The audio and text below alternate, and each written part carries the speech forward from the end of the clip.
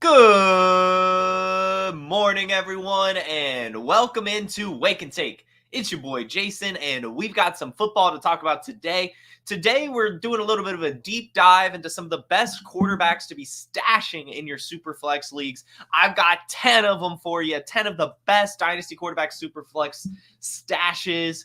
Handcuffs for your quarterbacks, whatever you want to call it. It's going to be good. We've got some good quarterbacks to talk about here, and you're going to find some values of some quarterbacks to hold on to that might actually see some playing time this season. So go ahead, take out your coffee, sit back, relax, and enjoy the show.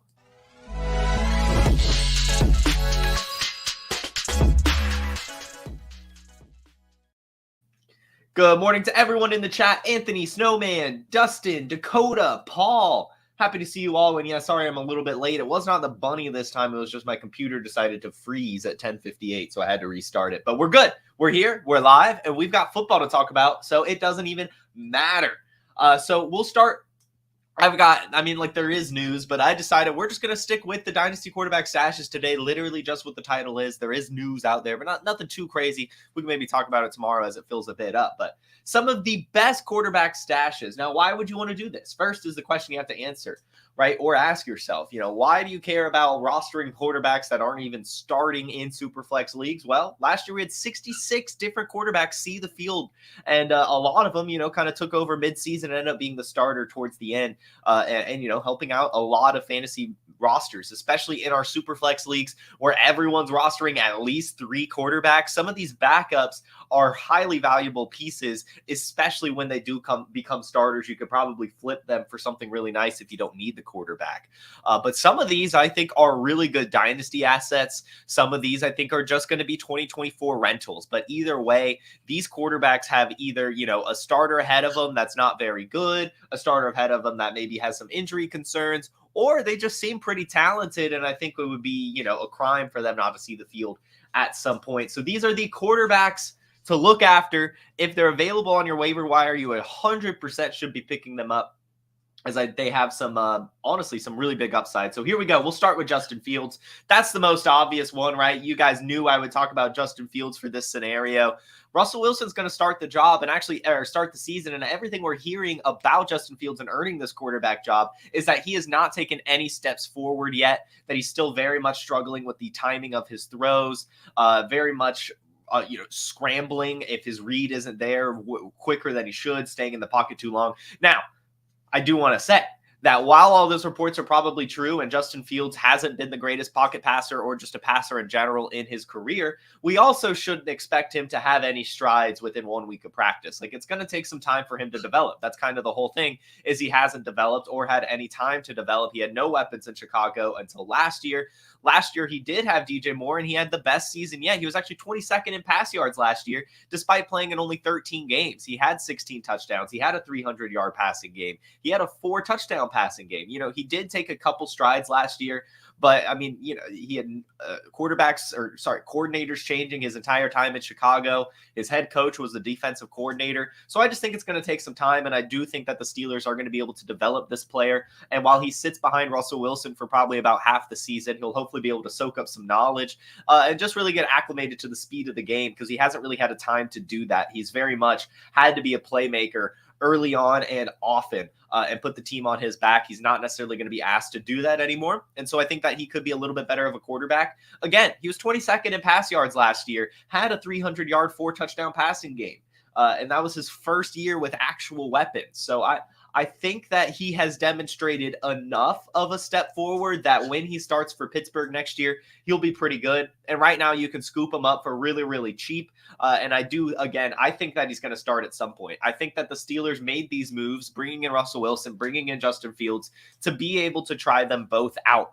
And Justin Fields' trade was a 6th-rounder that could turn into a 4th-rounder if he plays more than 51% of the snaps. To me, it sounds like they want him to play exactly 50% or like 49% of the snaps for the team. That way they don't have to pay that 4th. But I do think that he'll come in at some point, because he's just such an electric playmaker, and they only have him for 1 year. They want to see what he has. They're gonna see what he has. So get Justin Fields before he starts, because when he starts, regardless regardless of if Justin Fields has taken any steps forward as a passer, he's going to score us fantasy points. If you tuned into Trade Gods last week, my take on Justin Fields is at worst, he's a league winner, right? At worst, he comes in week 12 and then just scores us fantasy points, but hasn't actually improved as a passer. And kind of finds himself out of the league, but, still scores a ton of points on the ground, has some of those explosive plays, scores the touchdowns and everything. So I would like to get Justin Fields. Gavin asks, what would you trade to get him? I mean, if you could get him for a second, I would be doing it. If you could, if you have some other, like it says you have Russell as your quarterback too, so Justin Fields has a little bit more value to you. I don't mind, trading a wide receiver, trading a running back. You could I kind of like swapping Daniel Jones for Justin Fields a little bit. You might be able to get something on top of that. But either way, I think Justin Fields is a very interesting buy right now and not crazy expensive. Second is probably right about the price tag for him. So I'm in on that. The next quarterback I want to talk about today is actually Drew Lock. And this is an intriguing one to me because I didn't realize Drew Lock was still only 26 years old. He entered the league very young, but he has done enough, I think. We talk about with Sam Darnold, right? That that things haven't necessarily fallen the right way for him to be able to succeed. Well, that's kind of been the case here for Drew Lock as well. Drew Lock has a 3,000-yard passing season, though. In 2020, he had 2,933 passing yards in only 13 games. And he had 16 passing touchdowns on top of that with some rushing yards and rushing touchdowns. And we saw last year at Seattle when Geno Smith was injured for a couple games, Drew Lock was asked to come in against some very tough opponents. Against the San Francisco 49ers, he actually had a 71% completion percentage with 269 pass yards and 2 touchdowns. And against the Eagles, he actually beat the Philadelphia Eagles with a 66.7% completion percentage, 200 pass yards and a touchdown. Totally fine game management type play here for Drew Lock. And with Daniel Jones recovering from an ACL, and they have an injury guarantee in his contract going into 2025, similar to the Russell Wilson situations where the Broncos, just didn't want to risk Russell Wilson getting injured, so they weren't tied to the injury guarantee. I could see the Giants doing the same thing if Drew Lock isn't good enough, if Daniel Jones isn't good enough. I could see them just benching him and trying to move on and not wanting to do that injury guarantee in 2025. And the added bonus here is that, Daniel Jones is still not clear for contact from his ACL recovery. Now, every report out there does say that he is on track to return for week 1, but even then, it sounds like he's not going to be totally 100%, which means he's probably going to start out slow. Which means Drew Lock, I do think, is going to have an opportunity at some point. And it isn't like the contract was huge for Drew Lock. It's only a 1-year, $5 million contract. But I think that we really have to ask ourselves, was Daniel Jones of 2 years ago really the Daniel Jones that we can expect? And I really don't know if I can buy into that. I think that it's very possible that Daniel Jones just had that very good season the first year with Brian Daboll because, there wasn't a ton of good film on him. But now it's all out there. We saw last year that he did take a step back, really all around, had almost only one game with ceiling. He had literally 5 games under 11 points and 1 over 30. That is so strange to me. Very boomer bust. And that's just not what you want from your quarterback, right? So I think that Daniel Jones is going to come out there next year and be mid at best. And the Giants are not going to want to pay that injury guarantee going into 2025. Let me get the actual number for you as well, just so you can really picture how much money that is. This is credit to Anand Nanduri from the Decision Point. So basically, in 2025, if he does have an injury clause, that would add $23 million in dead cap if he's injured, on top of the fully guaranteed salary for that season as well. So almost $50 million they would have to add if he is injured, Daniel Jones, going into 2025. With his play style and everything, I definitely see that happening, right? Like, an injury is very much likely for a player like Daniel Jones, especially since he's literally coming off of an ACL tear. So I can see the Giants front office getting very nervous about that, not wanting to pay the injury guarantee and benching Daniel Jones at some point, a la Russell Wilson last year. And then we just get pocket passing Drew Lock, who actually is only 26 years old, who has the second-round draft capital from just a few seasons ago, has the good size at 6'4", 230 pounds, and has a little bit of interesting wheels as well with a 4.69 40-yard dash. I think that Drew Lock, has spent the last few seasons sitting, learning. I think that, obviously the Geno Smith comparison is awesome. He literally sat under Geno Smith, who took a little bit of time to get to where he was expected to be. So I think Drew Lock is a very, very interesting buy and SuperFlex stash right now, just because. Do we really want to believe in Daniel Jones? I don't. I really don't. I know that he had that good season 2 years ago, got the playoff win, but he hasn't been good since. Like he had that one ceiling game last year. The rest were absolute duds. And I know that, of course, Malik Neighbors might help him, but he also might not at the same time. So really, you got to ask yourself, what side of the Daniel Jones coin are you on? I think even if he's just good enough, he'll still get benched, because Russell Wilson last year was good enough, right? He was fine. He was doing okay.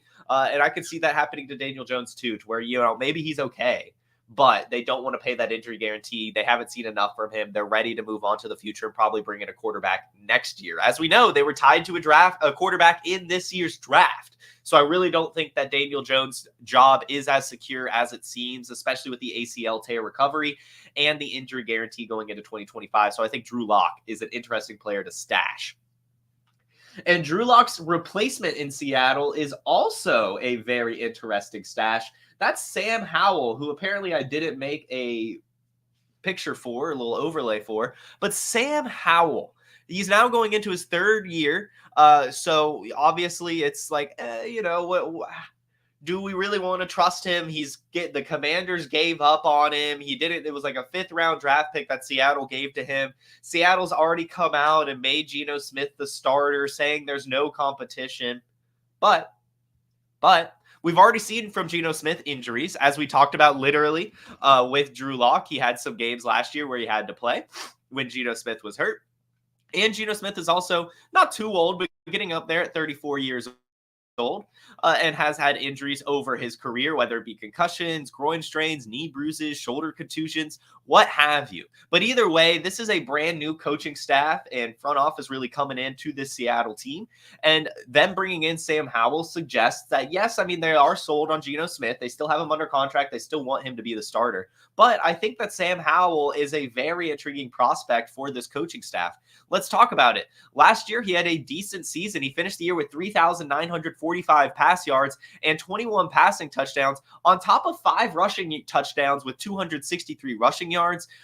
This was a very, very decent and productive season from him. The big issue was that he was awful at taking sacks and was pretty bad at turning the ball over as well. He led the league in danger plays and interceptable passes and only took the 8th most expected fantasy points per game to finish with the 18th most fantasy points per game. So he left a lot of production on the table, but he's young, right? He's young and he has that gunslinger mentality, which I think Ryan Grubbs could actually really, really like. We saw from Sam Howell last year, not 1, not 2, not 3, not 4, not 5, not 6, not 7, not 8, but 8. 8 games last year, Sam Howell had 40 or more pass attempts, right? He had multiple 300-yard pass games. He had a few games with, 2 or more touchdown passes as well with some rushing production. He had a couple 30-point fantasy games. Either way, what I'm trying to say is that Sam Howell has a little bit of a ceiling still left in the tank. And with his age, only 23.7, I could see this new Seattle Seahawks coaching staff not be totally impressed with Geno Smith and want to see what Sam Howell has, because next year, the Seattle Seahawks are more than likely going to be in the quarterback sweepstakes, whether it be free agency or in the draft. So they're probably going to want to see what Sam Howell has. And with that gunslinging ability, he's probably going to impress at practices. So while I do believe Geno Smith will be the starter for a decent bit of the season, I do think that there's still a world where he could lose that job, as Sam Howell is young, has some really nice characteristics, fairly athletic, and a good gunslinger, which I think Ryan Grubb would like a lot. And so I think that Sam Howell is a player we need to be stashing, especially since what we saw from him last year. Really good fantasy performances, really all around, and is super valuable for SuperFlex leagues. So Sam Howell, a very interesting player to be stashing right now, especially if you own Geno Smith. This is going to be a much pass-happier Seattle offense than it was last year with Ryan Grubb. So I think the quarterbacks are interesting, especially with the wide receivers being as good as they are. So Sam Howell, take a stab at him. The next one I want to take a stab on is, of course, Trey Lance.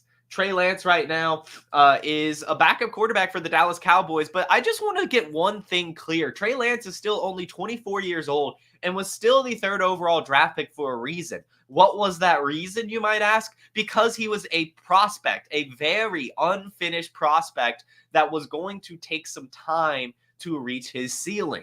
Well, Trey Lance has now kind of had that time. This is a few seasons now he's been on the bench, and the Dallas Cowboys have a very intriguing situation going on with the quarterback scenario. Dak Prescott is on the final year of his contract, and quarterbacks are only getting more expensive. With Dak Prescott being over 30 years old, I could very much see the Cowboys not extend Dak Prescott and send him on his way, because I do think that Dak Prescott would be able to get a lot more on the free agency market, similar to what we saw from Kirk Cousins. Another bonus for Trey Lance is that Dak Prescott hasn't always been the most healthy of quarterbacks. Now, last year he played every single game, but a couple seasons ago he missed 5 games for a right thumb fracture. And in 2020, we saw Cooper Rush come out and play for most of the season when he had an ankle fracture and dislocation. I think that there is a potential here for Trey Lance to come in if Dak Prescott gets hurt, but also some potential for Trey Lance to be the starter in 2025 if they're not able to extend Dak Prescott on a contract. Trey Lance still has a ton of the intangibles, still has a ton of the athleticism, and I think that would fit really well in this offense. I think that he has a lot of similar traits to Dak Prescott.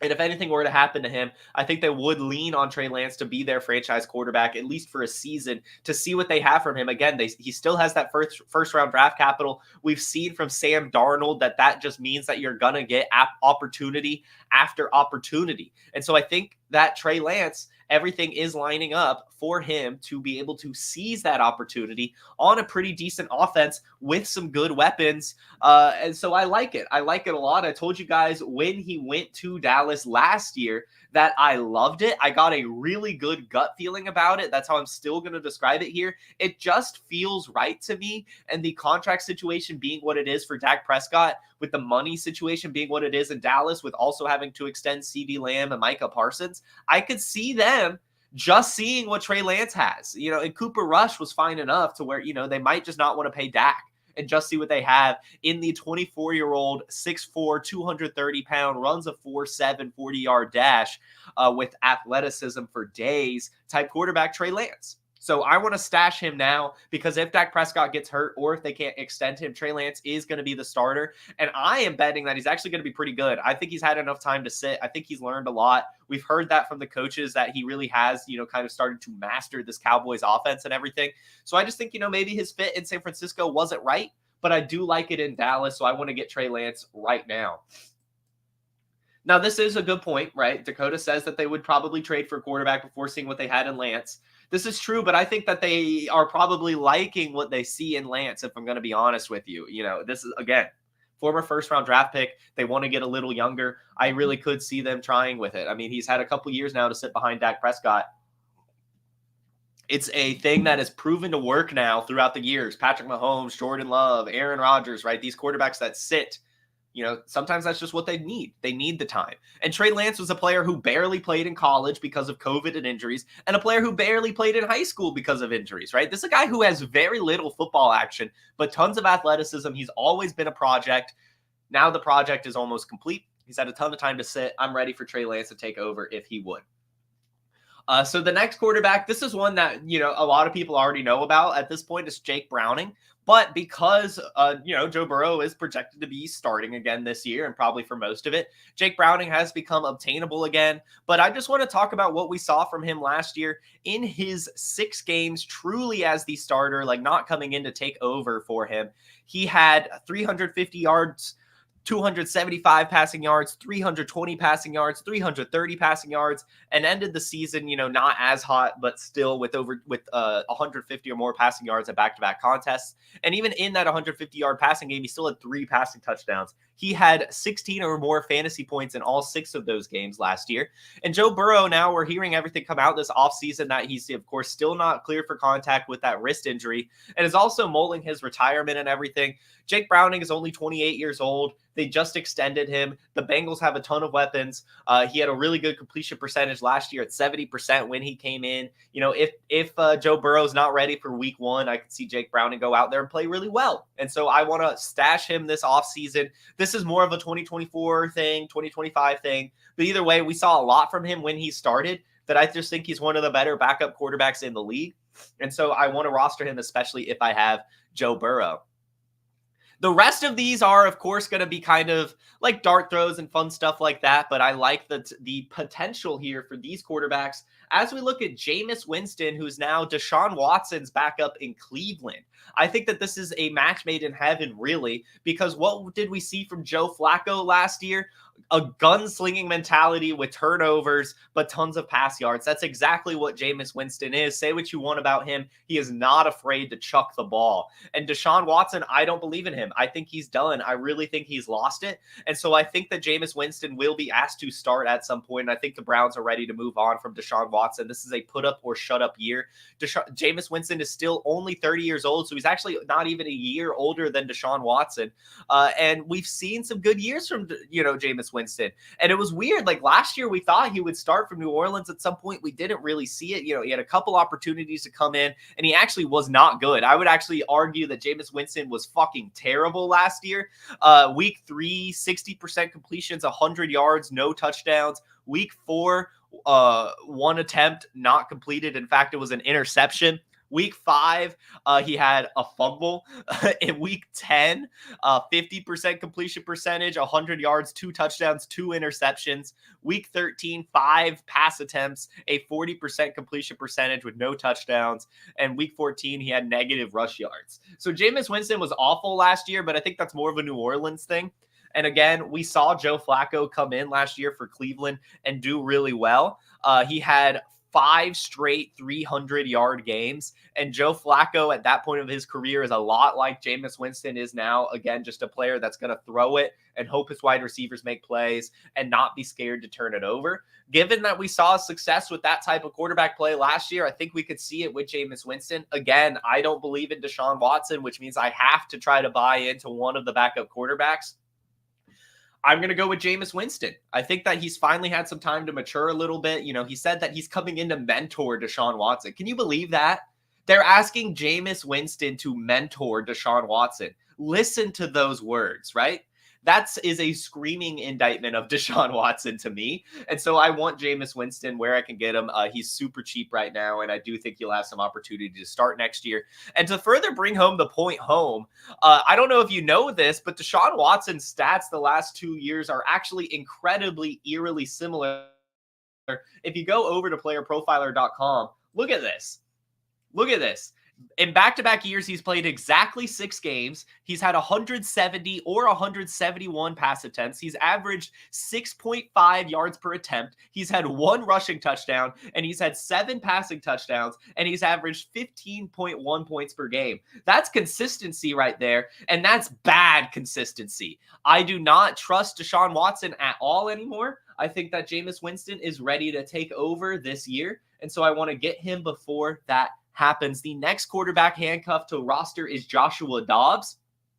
This is only because he's the San Francisco 49ers backup quarterback, right? We saw last year we were doing the same thing with Sam Darnold. We were doing it with Trey Lance. You just want a backup quarterback in this system. They are usually going to succeed. And we saw a really good ceiling and performances from Josh Dobbs last year before, the tape got out there on him. But he had multiple games over 20 points with a lot of it coming on the ground. He, of course, has the athleticism. He's 6'3", 216 pounds and runs that 4.6 40-yard dash. He had 400 rushing yards and 6 rushing touchdowns last year. He averaged 16 points per game. And I just think that him going from Minnesota to San Francisco, it's a similar system. And if Brock Purdy were to get hurt, I think that Josh Dobbs would be able to come in and play really, really well in this system with those weapons. So Josh Dobbs is a quarterback I want, especially if I have Brock Purdy. The next quarterback, speaking of Jamus Winston earlier, we'll just go to JoeFlaco. JoeFlaco is Anthony Richardson's backup. And if we want history to repeat itself, which we don't, Anthony Richardson got injured a lot last year and is, has probably rightfully earned that injury-prone name tag. So Joe Flacco, we saw last year, as mentioned with Jamus Winston, go out there and sling it with 5 straight games of 300 passing yards or more with 2 or more passing touchdowns, except for in the playoffs. Joe Flacco is a gunslinger. And we saw last year with Gardner Minshew. Gardner Minshew played most of the season after Anthony Richardson got hurt, 16 games, 3,000 passing yards, 15 passing touchdowns. Not bad at all. Joe Flacco, I think, is a little bit better than Gardner Minshew in that he will actually sling it. You know, Gardner Minshew likes to keep it a little bit closer to the line of scrimmage. I think Joe Flacco has a little bit higher ceiling than Gardner Minshew. Now, I also think he has a lower floor. But with the success we saw from Gardner Minshew in this offense last year, with the success we saw from Joe Flacco last year as well, I think if anything happens to Anthony Richardson, Joe Flacco will be able to come in and play admirably. Michael Pittman's a really great wide receiver. Adonai Mitchell's got athleticism. Josh Downs is really good. You guys know I really like Jelani Woods. And of course, Jonathan Taylor's going to help a ton in the run game. So I really do like Joe Flacco in Indy. I think it's a perfect fit. And then Mike White. This is one I've kind of been waiting on. Mike White, I've actually been stashing in a few leagues since Tua's concussion problem. I really like Mike White in Miami because of the weapons. That's really it. Obviously, Tua has the concussion issue and has the chance to get hurt and miss a ton of time. And if that happened, Mike White would come in and play admirably. Maybe not admirably. He will have a ton of volume, which is awesome with those weapons. Tyreek Hill, Jalen Waddle, now Jonnu Smith, Malik Washington, I think could be special. Mike White in New York. Listen to this. Where's my picture? Here it is. In 2022, week 13, 57 pass attempts. Week 14, 44 pass attempts. Week 17, 46 pass attempts. This is a guy who passes the ball so much. And funny enough, last year he had 2 pass attempts. He completed both of them, and one of those passes was a touchdown. You know, so I think that if anything happens to Tua, Mike White would go out there for Miami and just absolutely chuck the ball. And with those weapons, I want him. So if you own Tua, you've got to own Mike White. Again, a 57 pass attempt game in New York. That's a ton of pass attempts. That's a ton. And that's just the type of quarterback he is. Every time he came in for New York, they just had him throw the ball a ton. So with those weapons, with that offense, I want Mike White. And the final one, this is I'm less excited about, but we've got to fit a 10th in there to make it the top 10 list. Tyrod Taylor. Tyrod Taylor is backing up Aaron Rodgers. Aaron Rodgers is 40 years old. Aaron Rodgers is coming off an Achilles tear. Aaron Rodgers is going on multiple ayahuasca retreats. They don't have a great offensive line. It's an unproven coaching staff. I am not believing in Aaron Rodgers. So if I'm not believing in Aaron Rodgers, I might as well invest in his backup quarterback, Tyrod Taylor. Now, Tyrod Taylor, I don't think has a ceiling at all, but he's a decent enough game manager. And with Garrett Wilson and Breece Hall and Tyler Conklin and Mike Williams and Malachi Corley, you know, he should be fine enough. We saw for New York last year on the Giants, he actually ended the year really well. He had 41 pass attempts in week 17, completed 66% of them for 300 yards and a touchdown. And in week 18, he had 297 yards and a touchdown as well against the Philadelphia Eagles, back-to-back 19-point fantasy games. That's not bad at all. I think this is a 15 to 20-pointer. But, you know, with the injury concerns and age of Aaron Rodgers, why not roster Tyrod Taylor as well? So those are my top 10 dynasty quarterback stashes, the quarterback handcuffs that you need for SuperFlex this year. I think there's some good ones. I, of course, especially want some of the ones at the top, like the Justin Fields, the Trey Lance, the Sam Howells, Drew Locks. I think those are my favorites. I think those are some very sneaky targets right now. I hope it helps you guys out a lot. Let's see if we have any questions. Look, I did not say Winston was good, PJ Kennedy. I agree that Winston is not a good quarterback, but he's a better quarterback than Deshaun Watson, and the gunslinger mentality worked in Cleveland last year. He could look. How many quarterbacks had a 30 passing touchdown, 30 interception season? Just one, and his name is Jamus Winston. I wasn't trying to say he was good. I'm just trying to say that he could score fantasy points. You could be bad and score fantasy points a la Marcus Mariota and Desmond Ridder in Atlanta. So I think that Jamus Winston could be very interesting if anything happens to Deshaun. And I think that's it. Would you stash Evan Hull since you have JT? Yeah, I would. I think that Evan Hull has some potential. to be the pass catching back. And I feel like I saw another question. It might have just been that one. Yeah, it was just that one. So that should do it, everyone. Thank you so much for tuning in. This is another fun episode of Wake and Take, and you guys were a great audience as always. Make sure you hit the like button and make sure you subscribe to the Player Profiler YouTube and the Player Profiler News YouTube, as well as Player Profiler on all your social media platforms. You can follow me on all your social media platforms as well at JFootballWine. And go ahead and find the Wake and Take podcast via the link in the description. You can find that there if you want to listen to this wonderful show. You guys have a terrific Thursday and a wonderful rest of your week. Peace. Hey, I want to thank you for being part of this broadcast. If you have any thoughts on it, leave a comment. If you enjoyed it, make sure you leave a like. And if you want to see more shows on the Player Profiler channel, subscribe to it. That's how we know you want more.